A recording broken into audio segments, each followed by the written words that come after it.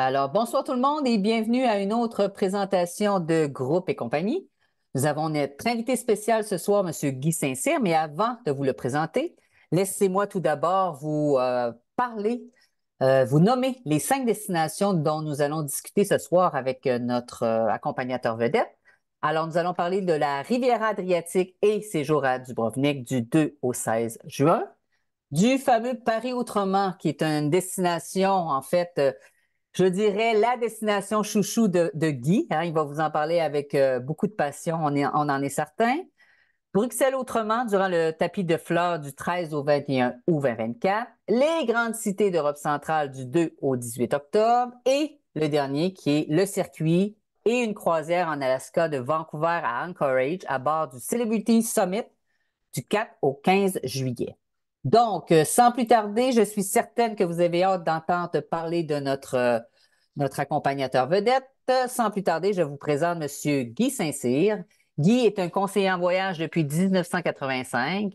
Il est accompagnateur chez Groupe et compagnie depuis 2005, donc quand même depuis quelques temps.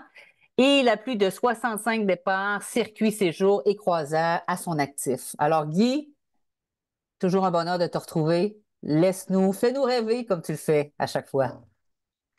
Merci, France. Bonsoir tout le monde. Bonsoir à tous nos clients qui sont en ligne et un bonsoir tout particulier aussi à mes collègues de l'industrie. Alors, bienvenue tout le monde.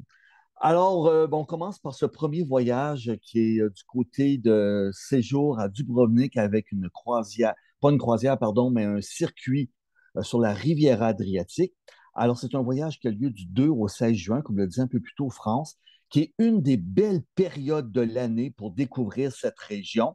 À peu près comme tous nos circuits, c'est quelque chose qu'on prend en considération au niveau de la température et si vous allez profiter de grandes journées d'ensoleillement.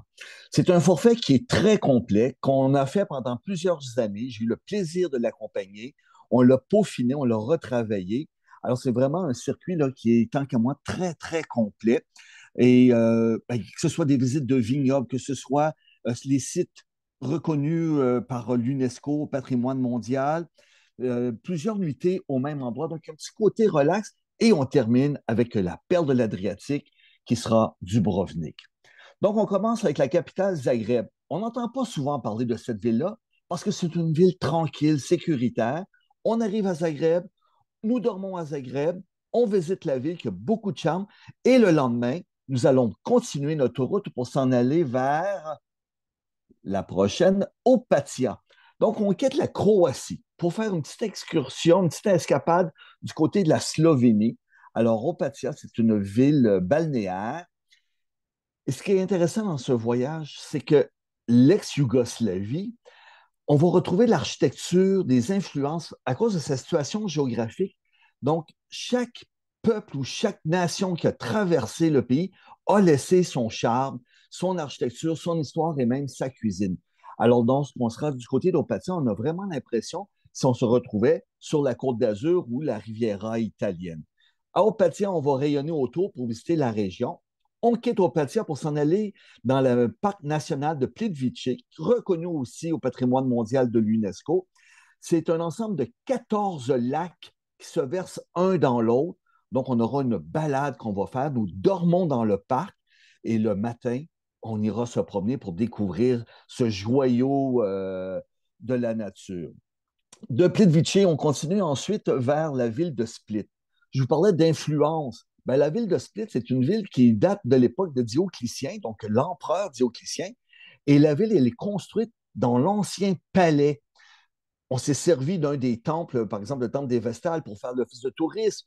Un autre temple a servi aujourd'hui, est devenu aujourd'hui une église. Alors donc, on se retrouve dans une architecture qui a 2000 ans d'histoire. Donc, du côté de Split et de Split, là aussi, nous visiterons et rayonnerons autour.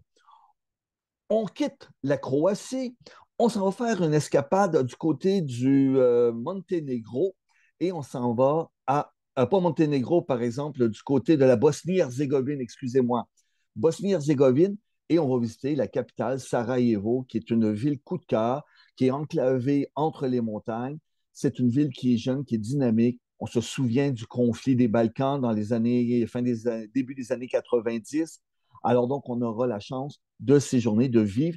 Et là, au niveau de l'influence, ben, la ville est séparée en deux. Il y a un côté qui fait très austro-hongrois, donc là, style Marie-Thérèse là, à Vienne, et une autre partie de la ville, eh bien, on a l'influence à l'époque où les Turcs, l'Empire ottoman était dans la région. Alors, on va se promener avec le bazar, les mosquées, les minarets. Donc, il y a beaucoup, beaucoup d'histoires, des odeurs, le marché. Notre hôtel est hyper bien situé aussi, donc du côté de Sarajevo. On continue ensuite, toujours du côté de la Bosnie-Herzégovine. On s'en va dans la ville de Mostar avec son célèbre pont. C'est une autre ville coup de cœur.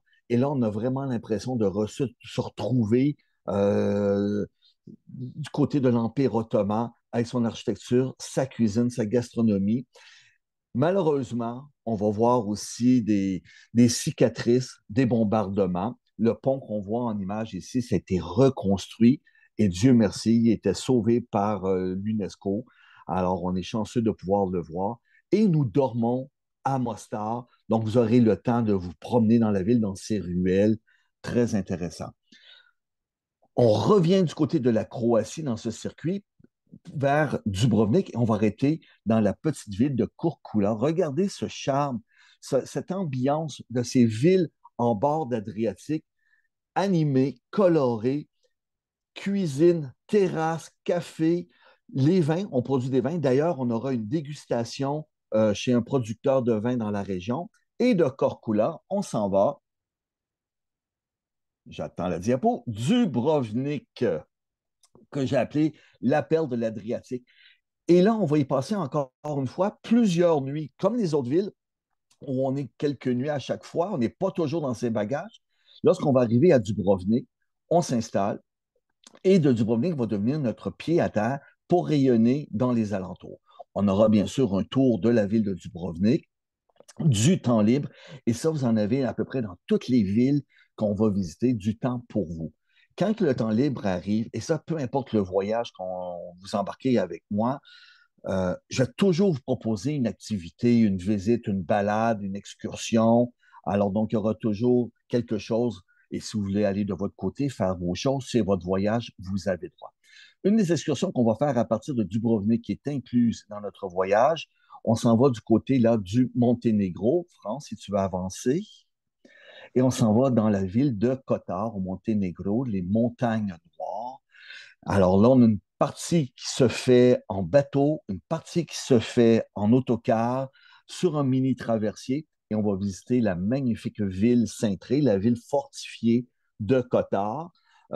Si la température nous le permet toujours, j'aimerais ça qu'on puisse prendre un peu d'auteur là, vers les sommets pour avoir une vue magnifique sur cette bande de mer qui rentre à l'intérieur des terres. Alors voilà pour Kotar et on termine à Dubrovnik pour revenir à Montréal. Prochain voyage, en fait, c'est trois voyages. C'est Paris autrement. Il y a plusieurs années de ça, les propriétaires de chez Groupe et compagnie, les propriétaires d'agences, membres du réseau avec Groupe et compagnie, m'ont demandé de monter un voyage à Paris. On avait un peu d'inquiétude au début, du moins moi j'en avais. Est-ce que les clients ont besoin d'être accompagnés pour découvrir Paris?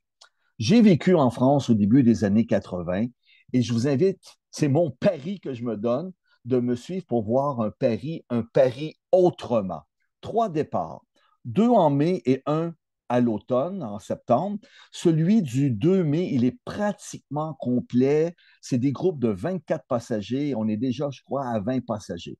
Celui du 25 avril, il reste de la place, il n'y a pas de problème. Et celui du mois de septembre, il s'est bien rempli, il reste quelques places. Vérifiez toutes ces informations avec vos conseillers en voyage. On passe une semaine à Paris, on s'installe à l'hôtel Ibis, qui est dans le quartier Montmartre. C'est un hôtel moderne, on va le voir dans des images dans quelques minutes. Lorsqu'on arrive, on a le transfert. Le voyage débute un vendredi, dans le sens qu'on part le vendredi de Montréal, les envolés avec Air Transat, on arrive à Paris le samedi matin, l'hôtel n'est pas prêt. On dépose les valises, je vous ferai découvrir le quartier, la banque, la pharmacie, les petits restaurants, les alentours. Et j'ai les accréditations avec la mairie de Paris pour rentrer sur différents sites et vous faire découvrir Paris. On aura le lendemain, le dimanche matin, meilleur moment du voyage pour visiter Paris en autocar, donc avec une guide nationale. On aura un tour de ville de Paris qu'on va terminer avec une mini croisière sur la Seine. Vous avez tous les petits déjeuners d'inclus, très bon petit déjeuner, beaucoup de choix à l'hôtel. Et la façon que ça va fonctionner, c'est que le reste du voyage, tous les matins, je vous invite à venir me rejoindre dans le lobby de l'hôtel et c'est là qu'on va partir pour découvrir un quartier. Ça peut être sur une thématique, alors, ou sur ces sites, sur ces attraits donc, de quartier. On part à pied, on part en métro. Si on regarde sur la prochaine diapo, alors c'est notre hôtel, le Ibis Montmartre, comme je vous disais, qui est très bien situé. On est à 2 minutes à pied du Moulin Rouge. Le Moulin Rouge n'est pas inclus dans le voyage, mais demandez à votre agent de voyage si vous avez le goût d'aller voir un des derniers cabarets existants. On sait que le Lido a fermé, les Folies Bergères, c'est fermé. Donc, on est juste à pied. Et autour de l'hôtel, ce qui est agréable, c'est qu'il y a énormément d'ambiance. Il y a des cinémas, mais plein de cafés, de restaurants, de bistrots. Et c'est vraiment un quartier abordable pour notre séjour. Donc, je vous disais, à la prochaine vidéo, on est à l'hôtel Ibis Montmartre. Alors, on voit donc une partie de la butte de Montmartre et on est collé sur le cimetière de Montmartre et on aura une visite du cimetière. C'est gratuit rentrer au cimetière, mais on ne peut pas visiter, sauf si on a les autorisations de la mairie. C'est ce que j'aurai aussi. Et je vous parlerai de quelques tombes célèbres, dont celle, par exemple, de Dalida. Si on continue, alors, des monuments de Paris, c'est sûr qu'on va les voir. Que ce soit la Tour Eiffel, l'Arc de Triomphe, l'Hôtel des Invalides, le Musée du Louvre, on va les voir des extérieurs. Dans ce voyage, c'est un voyage qui est axé pour des gens qui ont visité Paris, soit il y a très, très longtemps, ou soit qui ont visité Paris après un circuit, là, par exemple avec Chanteclair, et qu'ils ont fait un 2 jours à Paris. Ici, on passe notre semaine à Paris, mais juste la façon que moi, je vais vous présenter les monuments. Par exemple, à l'Arc de Triomphe, ben, j'ai une façon de vous montrer. Il y aura même un petit jeu, beaucoup d'animations que je vais faire avec vous, des aventures, des anecdotes, des légendes au travers de tout ça. Et en plus des principaux monuments, ben, on ouvre des portes, on rentre dans des jardins, on rentre dans des cours intérieures. Donc, c'est des choses qui sont un petit peu hors sentier. Je vous disais qu'on avait une mini croisière sur la Seine. Alors, si on dit que l'avenue des Champs-Élysées est la plus belle avenue du monde, eh bien, de voir Paris sur la Seine, ça donne vraiment quelque chose, une autre perspective. Les après-midi sont plutôt relax. Si vous avez le goût de me suivre, c'est votre voyage, je vous l'ai dit. Mais si vous voulez rester avec moi l'après-midi, il y a un petit côté plutôt bucolique, plus calme, plus relax. On va faire un jardin, comme ici, par exemple, le square du Vert Gala, avec là aussi des légendes, une petite anecdote, une espèce de chasse au trésor que je vais vous organiser. Alors donc, on aura des jardins dans l'après-midi. Vous avez vu, on est beaucoup à l'extérieur. Quand je ne peux pas savoir la température d'avance, ben, si jamais c'est maussade, c'est gris, ben, je ne ferai pas par exprès pour aller longer les Champs-Élysées sous la pluie. Ben, j'ai des alternatives. Par exemple, on fera une excursion dans les passages parisiens, qui sont ces magnifiques galeries couvertes. Donc, ça, c'est tout le temps une alternative que j'aurais à vous proposer. À la prochaine. Ce n'est pas inclus dans le voyage. Par exemple, le château de Versailles non plus, ce n'est pas inclus. Vous avez le goût d'y aller, allez-y. Je vous assisterai pour vous dire comment faire pour vous rendre, faire l'achat des billets, quelle est la meilleure journée pour y aller. Mais je vous parle de ce restaurant que c'est un coup de cœur. Ça s'appelle Le Train Bleu. Il est situé dans la gare de Lyon. Un restaurant inauguré en 1900 pour l'exposition universelle de Paris. Et si un midi, vous avez le goût de venir manger avec moi, je ferai les réservations. C'est une petite gâterie qu'on s'offre. C'est un plaisir gastronomique, un plaisir visuel avec le service à la française. Allez voir sur Google Le Train Bleu. Vous avez vu le film Les vacances de Mr. Bean? Ça a été tourné en partie dans ce restaurant. Un autre autrement, c'est le Bruxelles autrement. C'est un voyage un peu particulier du 13 au 21 août. C'est un groupe que j'organise à tous les 2 ans. Et pourquoi aux 2 ans? C'est qu'à aux 2 ans, il y a un événement bien particulier à Bruxelles qui est le grand tapis de fleurs. Alors, sur la grande place de Bruxelles, il y a un demi-million de bégonias qui fait des mosaïques. C'est jamais la même, ça change à tous les 2 ans. Bruxelles, une semaine, oui, il y a à voir, il y a à faire, mais dans celui-là, contrairement à Paris, on a inclus beaucoup d'excursions à l'extérieur. Nous dormons dans un hôtel, l'hôtel Plaza, qui est hyper bien situé près de la rue Neuve, à pied de tout. C'est un hôtel 5 étoiles et c'est même un hôtel qui est recommandé par la famille royale de Belgique. Alors, si on regarde ce qu'on aura un petit peu à Bruxelles, dans la prochaine diapositive,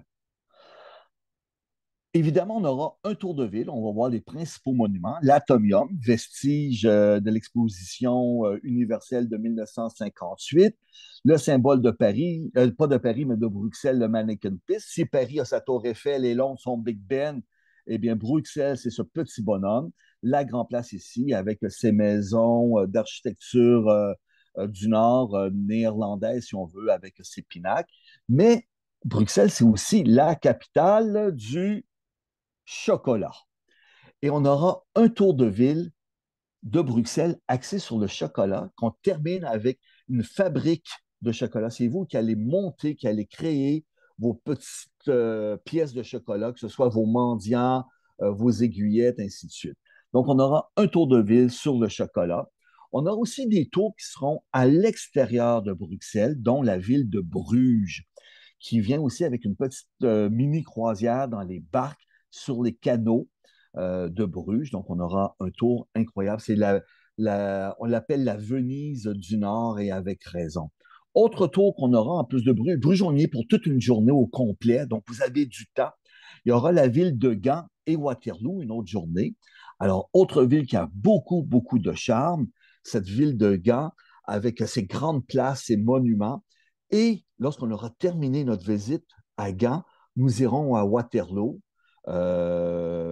connu pour sa bataille, la chute de l'Empire, la chute de Napoléon Ier, donc on vous en parlera. Je suis friand d'histoire et en particulier de Napoléon, donc on en parlera. Il y a ici ce qu'on voit en image, c'est la butte du Lion, donc où a lieu cette bataille. Et on termine la journée. Alors, Bruxelles, je dis, c'était la capitale de la bière, du chocolat, mais c'est aussi la capitale de la bière. Donc, ça, c'était du côté de la ville de Gand. Et vous avez du temps libre à Bruxelles pour profiter de la ville. Je vous ferai des suggestions de ce qui pourrait être à voir et à visiter. Prochain voyage. Là, on a beaucoup d'informations parce que c'est un circuit qui est magnifique. C'est un grand classique chez Tour, chez Groupe et compagnie. Alors, on a un départ que je vous propose du 2 au 18 octobre. Beaucoup moins de touristes, il y en aura quand même, mais les universitaires sont rentrés à l'école. Alors, c'est une autre belle période pour visiter ce coin de l'Europe, les grandes cités de l'Europe centrale. Vol avec Air France, donc des vols réguliers. Et c'est vraiment un voyage qui est complet. Il y a une activité qui n'est pas incluse, je vous en parlerai dans quelques minutes. L'information, vous pouvez les retrouver sur le site de Groupe et compagnie. On les nomme ici. Plusieurs repas, plusieurs visites. Donc, envolé, comme j'ai dit, avec Air France, vol régulier, Montréal-Paris, correspondance, Paris-Varsovie.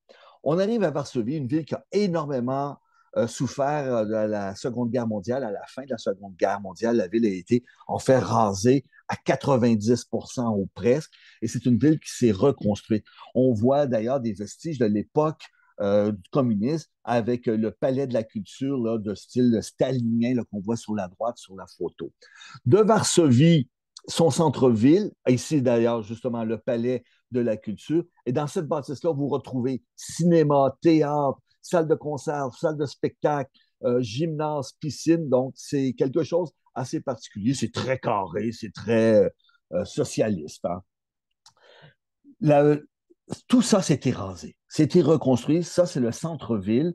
Alors, on ira se promener, on va manger dans ce coin-là aussi. On a un repas qui est inclus dans le cœur historique de Varsovie. On va quitter Varsovie pour s'en aller. Ah, j'oubliais, ah là là, Królewski, le château qu'on va visiter avec devant la colonne de la peste. Donc, ça aussi, on visite le château et ses intérieurs. C'était refait. Beaucoup de pièces ont été sauvées. Ils ont été braves, ces Polonais de pouvoir cacher, décrocher les tableaux, les trônes, ainsi de suite. Donc, j'allais vous dire, on quitte Varsovie, on s'en va vers Cracovie, la ville culturelle, mais on va arrêter à Zilipi. Zilipi, c'est un petit village, on mange à Zilipi et toutes les maisons sont peintes comme ça fait très coco de Pâques. Il n'y a pas juste les extérieurs des maisons, mais l'intérieur des maisons qui sont peints. Alors donc, on aura un petit peu de temps libre, se dégourdir, se promener à Zilipi avant d'arriver dans la ville culturelle de Zagreb avec le château Wawel. Lui aussi, on va le visiter. Cracovie est la ville de Jean-Paul II, donc on verra aussi où il a vécu. Le château Wawel, au niveau architectural, c'est un mélange de différentes architectures qui a même plus une influence à l'italienne, comme on vient de voir avec les loggia et les galleria. Il y a sa plage. Cracovie n'a pas été bombardée comme Varsovie a pu souffrir. Alors, la ville a gardé beaucoup au niveau architectural et la place du marché avec la halle, qui était l'ancienne halle au drap. On va retrouver plein de boutiques. Regardez toutes les terrasses qu'il y a avec les toitures, les parasols. Donc, on aura du temps. Varsovie, on est 2 nuits. Cracovie, on fait 3 nuits à Cracovie. Donc là, il y a un petit côté relax. Vous aurez le temps pour magasiner. Ça, c'est dans la halle au drap que j'ai parlé. Vous allez pouvoir trouver plein de souvenirs. Si on avance à la prochaine diapositive, dans nos 3 jours, il y aura une journée qu'on va aller visiter une mine de sel. C'est assez particulier. La ville de Vilchka, et on va descendre à pied, regarder les escaliers pour nous amener. On descend, c'est pas une course, on prend notre temps. S'il y en a que c'est vraiment difficile pour eux, les marches, il y a l'ascenseur. Mais nous allons prendre l'ascenseur pour remonter. On avance, on n'est pas à 4 pattes là, dans la mine. C'est des grands couloirs, c'est bien éclairé, c'est sur plusieurs niveaux et on va comme ça déambuler à l'intérieur. Les mineurs, quand ils descendaient pour plusieurs jours. Ils se sont construits cette salle. C'est une église, c'est presque une cathédrale. Les lustres sont en cristal de sel. Il y a les sculptures sur les murs. C'est là qu'on va faire notre photo de groupe. Alors, on va se promener. Il y a même un lac intérieur. Regardez à la prochaine diapositive. Je vous ai parlé de Jean-Paul II. Eh bien, c'est une sculpture faite dans le sel.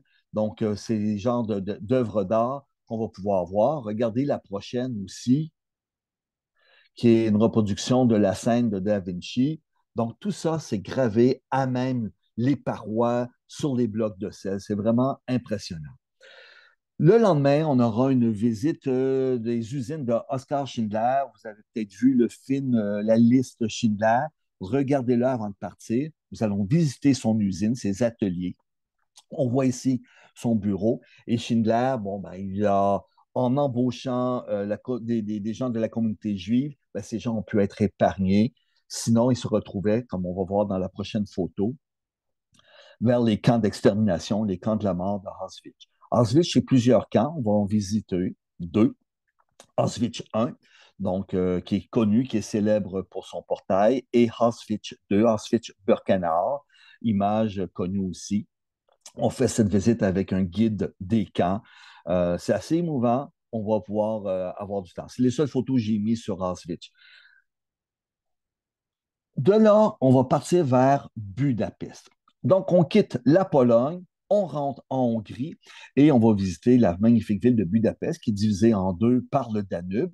Du côté gauche, c'est la ville de Buda et du côté droit, qui est la ville de Pest. Alors, les deux villes sont unifiées. On a un hôtel là aussi qui est bien localisé. Alors, voilà la ville sur les bords du Danube et on aura un tour de ville assez complet. Et on commencera par la place des héros. C'est un pays qui a fêté son millénaire, donc 1000 ans d'histoire, et on va voir à la place des héros les différents grands personnages. Sur la place des héros, juste à côté, il y a ce palais Wijdaniliad, qui est une réplique de différents palais, parce que le royaume de Pologne et de Hongrie était immense. Et on va retrouver donc différents palais, dont celui-ci qui est un peu une réplique du palais de Vlad Dracul en Transylvanie. La fameuse avenue Andrassy, c'est un peu l'avenue Sherbrooke ou l'avenue Sainte-Catherine de Montréal, la rue Sparks à Ottawa. Donc, c'est une rue avec beaucoup de boutiques griffées. Alors, on ira se promener du côté de l'avenue Andrassy. Et d'Andrassy, on ira voir la basilique Saint-Étienne. On voit l'intérieur. C'est pas un pèlerinage, mais ça vaut le détour de voir l'intérieur de cette magnifique basilique Saint-Étienne. D'ailleurs, le soir, il y a des concerts. Le château royal, ce n'est plus un château, il n'est plus habité par les rois, mais c'est un grand musée. Je vous ai dit qu'il y avait du temps libre. On a une journée complète de libre ici. Donc, si vous avez le goût d'aller visiter, vous êtes amateur de peinture et de sculpture, donc c'est un très bel endroit à mettre à votre agenda. L'église Saint-Mathias, c'est une petite église. Au niveau architectural à l'extérieur, elle est impressionnante. À l'intérieur, ce qu'il faut se rappeler en fait de cette église, c'est là où a eu lieu le mariage de François-Joseph avec Élisabeth de Bavière, mieux connue sous le nom de Sissi. Donc, on se promènera sur les pas de Sissi. Donc, et derrière l'église, il y a le bastion des pêcheurs. Pourquoi on l'appelle le bastion des pêcheurs? C'est que les fortifications de la ville ont été payées par différents corps de métier, par corporation, et c'est les pêcheurs qui ont fait. Et ça, c'est inclus, donc, pour accéder au bastion, pour avoir une vue magnifique comme ça sur le Parlement, qui est un des plus beaux immeubles parlementaires en Europe, si ce n'est pas dans le monde.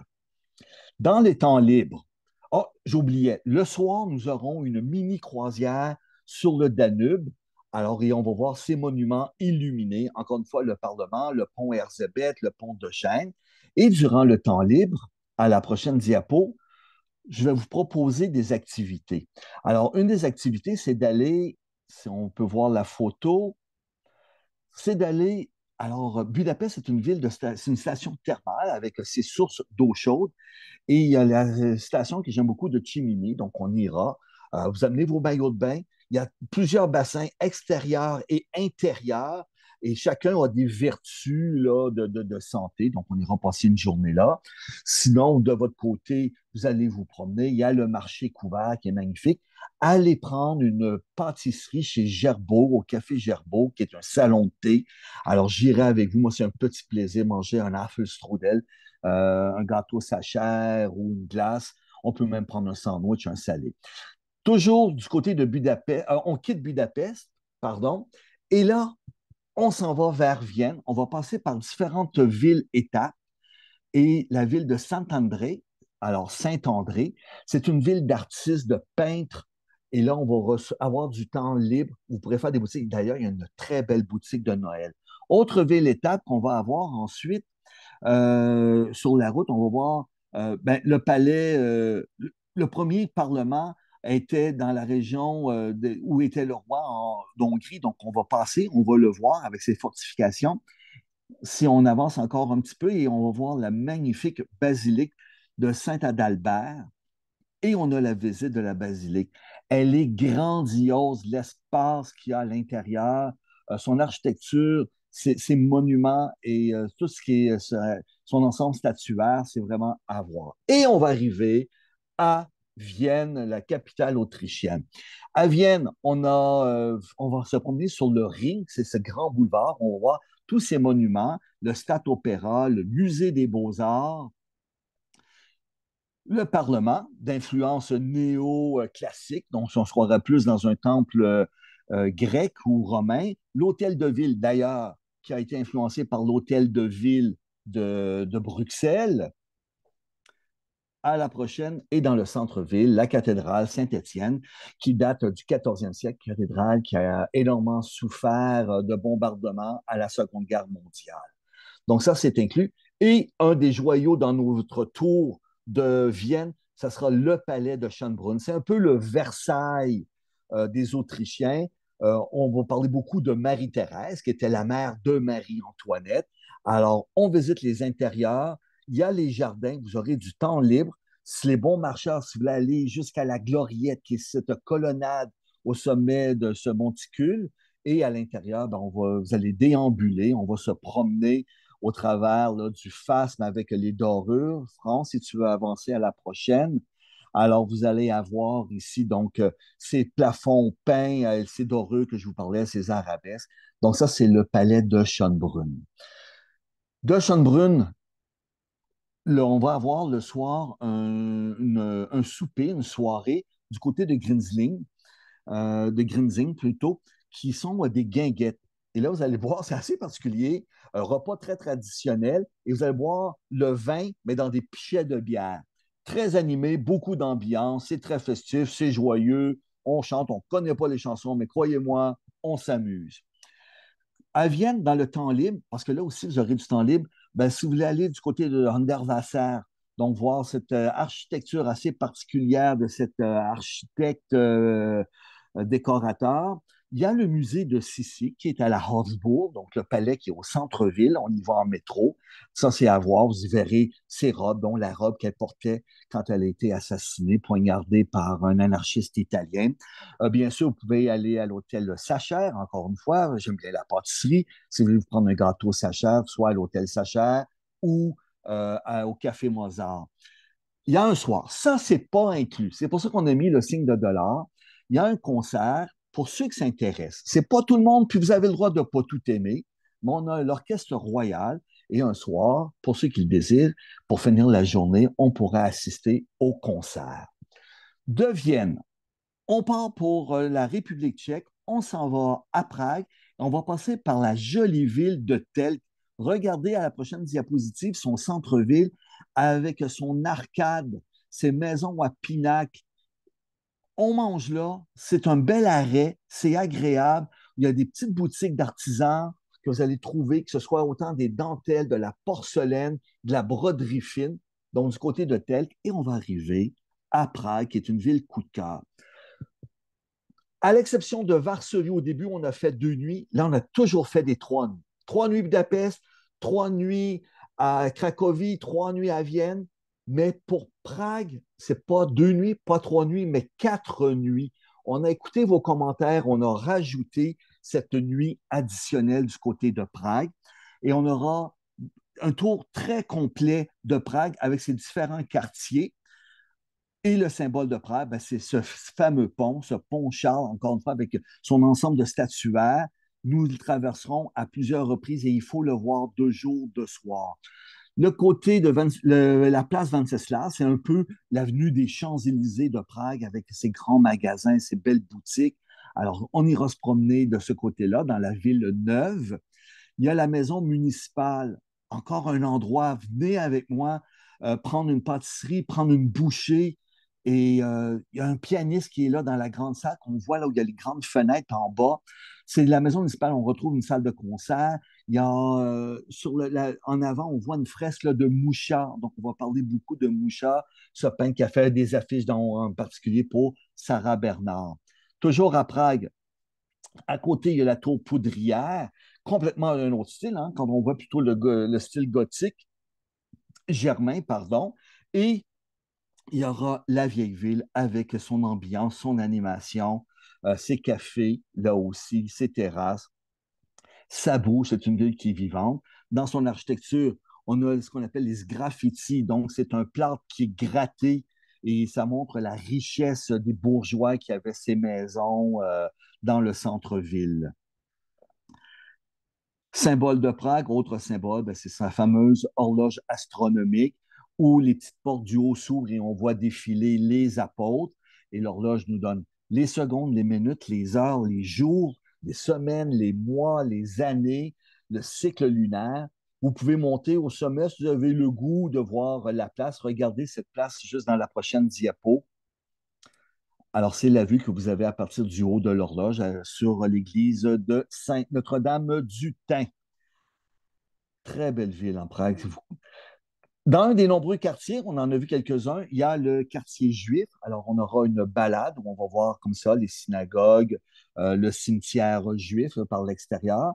Et l'autre journée à Prague, on va quitter pour s'en aller, vous voyez la Vltava, qui est ce fleuve qui traverse par le pont Charles.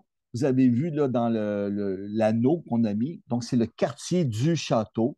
C'est une ville dans la ville. C'est une ville, on voit ici, qui est avec ses remparts, ses immeubles, donc les palais qui enseignent le château. Et en son centre, on a la magnifique église, la cathédrale de Saint-Guy. Alors, voilà peut-être mon amour pour cette ville, qui est une église qui date du 14e siècle. Toujours sur l'enceinte du château, la basilique Saint-Georges, façade italienne, mais intérieur roman. Donc ça sera quelque chose à voir aussi. Et sur la propriété, il y a la ruelle d'or, où il y avait à l'époque du Moyen Âge les orfèvres. Ben, en fait, avant ça, il y a eu les chevaliers qui étaient les gardes. Il y a eu les orfèvres. Aujourd'hui, on retrouve un enfilade de petites boutiques, petits musées aussi. Alors, bel endroit pour faire des souvenirs. Le quartier de Malastrana, c'est le quartier qui est sur les bords de la Vltava, donc sur les bords de l'eau. Ça aussi, vous allez trouver des enfilades de restaurants, beaucoup d'ambiance. Si vous voulez écouter de la musique, du jazz, entre autres, c'est des endroits où pour aller vous promener, allez vous perdre dans ces petites rues de Malastrana. Dans la prochaine, ben, le pont Charles, je remets une photo ici. Alors ça, c'est une des entrées du pont. Et sur la statue qu'on voit, ben, c'est Saint Charles, qui était un grand roi à l'époque de la Tchéquie. Ça fait drôle de vous parler en plein mois de février de neige, de froid et d'Alaska. Et ben, c'est le dernier voyage que je veux vous glisser un petit mot. C'est une croisière qu'on a chez Groupe et compagnie. On a plusieurs départs vers l'Alaska. Moi, j'ai accompagné le voyage du 4 au 15 juillet. Ce qui est particulier de ce voyage, c'est qu'on a la croisière qui est combinée avec une escapade, un petit séjour du côté de l'Alaska. Donc, on aurait, après la croisière, on s'installe pour 2 nuits dans cet État du Nord. Dans les points forts, vous pouvez partir d'Ottawa ou de Montréal. Donc, les deux sont possibles, tout dépendant de ce qui est plus proche de chez vous. On a le forfait avec la compagnie Celebrity, je vais vous en parler dans quelques minutes. On aura 1 nuit à Vancouver avec un tour de ville complet en français. On aura 2 nuits en Alaska, un dans le parc national de Denali et un dans la ville de Anchorage. On a le train panoramique qui va nous ramener à Anchorage à la fin du voyage. Je vais vous montrer, j'ai des photos qui vont suivre en quelques secondes. Donc, juste avant de vous parler de l'itinéraire, on voyage avec la compagnie Celebrity, reconnue comme une des meilleures destinations au monde, mais pourtant c'est une compagnie de croisière par le magazine Forbes. Alors, Celebrity, classée comme une des meilleures compagnies, c'est le luxe en mer. Mais attention, on n'est pas obligé d'avoir veston, cravate, tailleur Chanel, robe de gala. C'est un côté de bon goût. Le personnel est agréable. Si on avance, je vais vous montrer vite fait quelques petites images de notre navire. Ici, c'est le Millennium. Nous, on voyage avec, c'est une catégorie de navire qui a été refait et notre navire, c'est le Summit qui a été refait, mais refait au complet de A à Z. On a démoli les cabines pour les reconstruire. On a fait les espaces publics que vous voyez ici en image, que ce soit les salles à manger, les bars, les pianos-bars, les boutiques, la galerie marchande. Tout a été repensé avec une touche moderne, avec des couleurs agréables. Ce qui est intéressant sur ce voyage, on voit ici donc le côté des contactés. En Alaska, il y a la piscine extérieure. Je ne peux pas vous garantir qu'on va pouvoir s'y baigner, mais il y a une piscine intérieure, il y a son spa, il y a des centres de soins, il y a les spectacles de qualité Broadway en passant, et la salle à manger qui a tout été refait. Regardez cette grande verrière qu'il y a en arrière, l'éclairage, le personnel est sympathique. Vous pouvez choisir soit de manger au premier service, c'est ce que moi j'aurai. Alors, si vous voulez manger avec moi, j'aurai une assignation d'état. Mais si vous voulez manger à l'heure que vous voulez, à la table que vous voulez, avec qui vous voulez, spécifiez-le à votre agent de voyage et il pourra vous le faire à ce moment-là, au moment de la réservation. Les cabines, on a les cabines, ce qu'on appelle véranda, ou cabines avec un balcon. Je vous disais qu'elles ont toutes été refaites et ça ne paraît pas, hein, mais il y a du rangement. Vous avez un petit coin salon, coin travail, coin toilette aussi, et avec ces grands balcons qui donnent une vue avec les deux chaises là, sur le balcon. C'est les cabines extérieures. C'est fini, hein, l'époque des petits hublots minuscules. Là, on ne peut pas se mettre à deux pour regarder. Alors, vous avez une belle clarté qui rentre, vous avez une belle luminosité. Alors, ceux qui veulent opter pour les cabines extérieures, et vous avez aussi à la prochaine les cabines intérieures. Donc, on a fait une fausse fenêtre pour donner de la lumière, mais ça le dit, c'est intérieur, donc il n'y a pas de fenêtre à ce moment-là. Il y a différentes formules au niveau du tout inclus. Et au moment où on a réservé la croisière, il y a déjà quand même un très, très bout de temps que c'est réservé chez nos fournisseurs. On a réservé une formule en tout inclus, ce qui veut dire que vous avez les pourboires, c'est déjà prépayé. Le forfait boisson qui va de la bouteille d'eau minérale au café spécialisé en passant par le vin, les apéros, les digestifs, c'est déjà dans votre forfait. Vous avez le forfait Internet qui est un des meilleurs forfaits Internet qu'on a en mer. Donc, c'est vraiment une formule tout inclus que vous allez avoir. Il n'y a plus rien d'autre à débourser lorsque vous êtes à bord du navire, à moins que ce soit dans les boutiques ou au spa, mais il n'y a pas de pourboire à laisser à droite, à gauche, et ainsi de suite. Et il y a des offres, vérifiez avec votre agent de voyage pour savoir s'il y a des promotions avec des crédits à bord qui peuvent être en vigueur. Donc, on arrive à Vancouver, on dort dans un hôtel, c'est un 3 étoiles, très bien situé. Le lendemain de notre arrivée, la première journée, donc on s'installe, on prend ça relax. Le lendemain de notre journée, on va visiter Vancouver. Donc, Vancouver, c'est une ville américaine, mais avec un cachet à l'européenne. On retrouve, un peu comme chez nous, dans notre ville, moi, bon, je suis à côté d'Ottawa, mais que ce soit à Montréal ou à Québec, énormément de terrasses. Donc, vous allez avoir donc cette ambiance-là de Vancouver. Et Vancouver, bon, on ne peut pas passer à côté de son célèbre parc Stanley. À d'autres images de Vancouver. Ah, Gastown, cela, suivez-moi. Moi, j'aime aller me promener de ce côté-là. Et voilà ici le parc Stanley, qui est un grand parc, c'est le poumon de la ville. Et ça, c'est inclus dans notre tour de ville. Donc, on y revoit, par exemple, les totems, la vue sur la ville. Donc, on aura ça dans notre programme. Vous pourrez voir la marina si jamais vous voulez y aller aussi. Et on va, le lendemain de notre arrivée, après notre tour de ville, c'est là qu'on va se rendre à Canada Place, vestige de l'exposition universelle de 1986. Et c'est de là qu'on va monter à bord de notre navire pour s'enligner sur notre croisière en Alaska de cette nuit. On a mis ici donc un plan, un itinéraire. Vous voyez, c'est en aller simple. Ce n'est pas une croisière qui fait un aller-retour en une semaine. Donc, il ne monte pas jusqu'au nord. Nous, on va vraiment, vraiment se rendre jusqu'à Seward et Anchorage et même au-delà durant le séjour.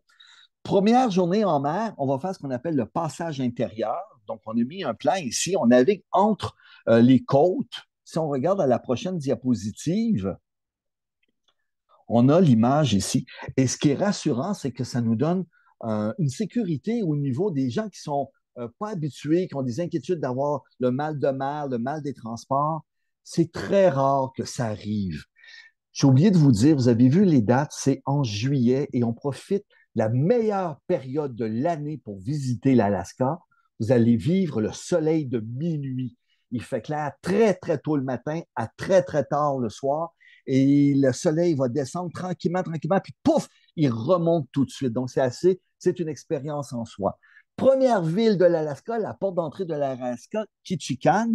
Et de Ketchikan, je vous invite à me suivre. On va vous proposer une excursion. Ça, c'est pas inclus, c'est libre à vous.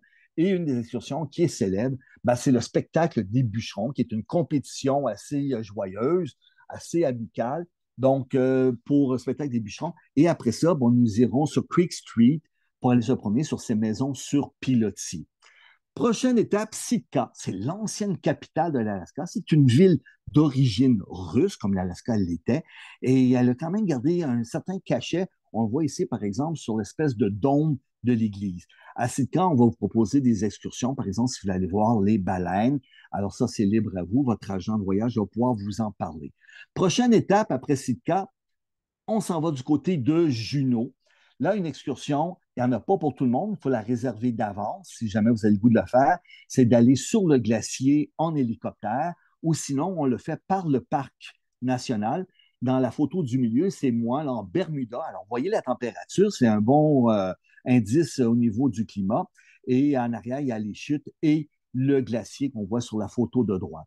Finissez donc la journée dans un de ces saloons, là, ces pubs américains là, que vous pourriez aller déguster de la bière, écouter de la musique. Alors, c'est assez particulier. De Juneau, on s'en va vers Icy Strait. C'est une ancienne ville où il y avait une usine de mise en conserve. Donc, ce qu'on voit ici, c'est on transformait le poisson pour le mettre en canne, en boîte de conserve. Donc, ça se visite. Vous voyez l'ancienne petite ville, son cimetière. Mais ce qui est impressionnant, regardez bien sur la prochaine diapositive, c'est qu'on peut prendre le téléphérique pour aller sur les hauteurs de la ville.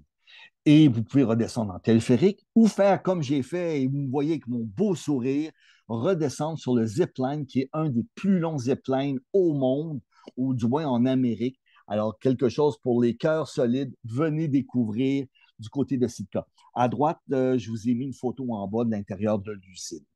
Ensuite, pas de Sitka, mais de Icy Strait. Ensuite, on s'en va du côté de Hobart, de la baie de Hobart, voir les glaciers. Ceux qui ont une cabine balcon, installez-vous sur votre balcon, profitez-en. Sinon, vous pouvez aller en avant du bateau, la photo qui est en bas à droite, ils vont ouvrir l'héliport, inscrivez-vous et allez passer du temps. Le navire va pivoter sur lui-même et vous allez pouvoir voir ces glaciers, ces banquises venir s'effondrer, venir couler dans la baie et vous allez surtout les entendre, ce qui est assez particulier. Prévoyez un coupe-vent, prévoyez un petit lainage, quelque chose dans le cou à ce moment-là, mais très agréable, un beau moment de ce voyage, donc de voir ce mariage avec la nature, avec les glaciers. De là, on va arriver à Seward. C'est là que se termine notre croisière de 7 nuits.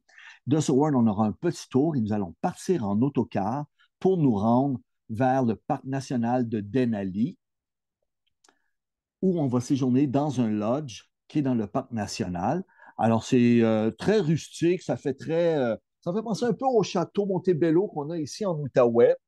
Beaucoup de boiseries, grands chalets, le foyer, la pierre.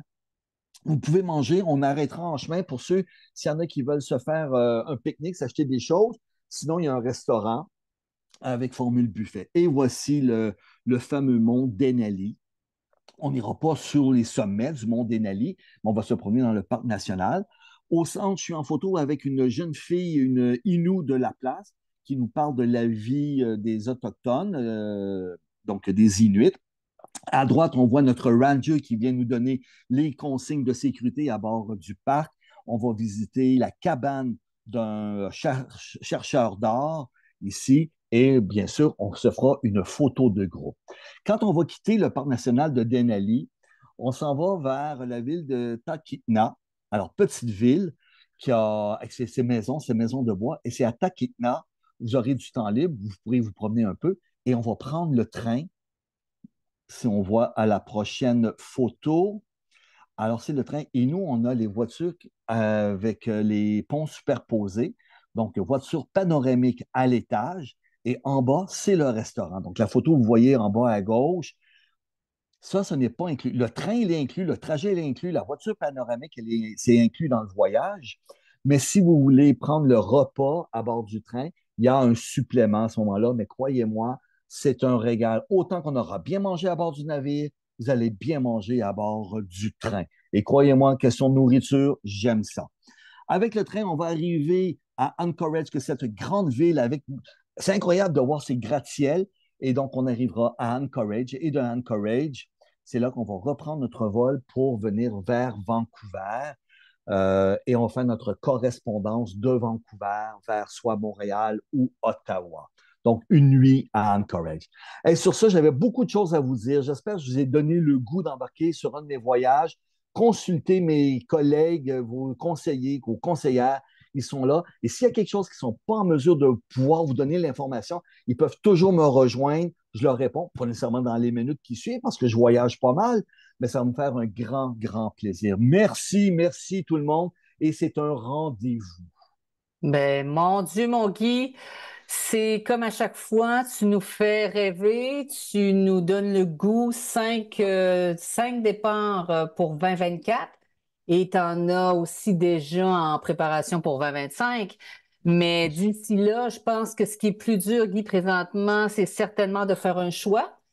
Et à ça, on vous dirait, peu importe quelle sera votre prochaine destination, ben, faites confiance à nos conseillers Club Voyage, Voyage Transat pour prendre soin de vos rêves, surtout ceux qui sont membres de Groupe et compagnie, parce que ce sont les départs qu'on vous a proposés aujourd'hui en étant membre de Groupe et compagnie, qui est en fait un département chez Transat Distribution Canada, qui offre des voyages organisés accompagnés, comme par exemple Guy Saint-Cyr.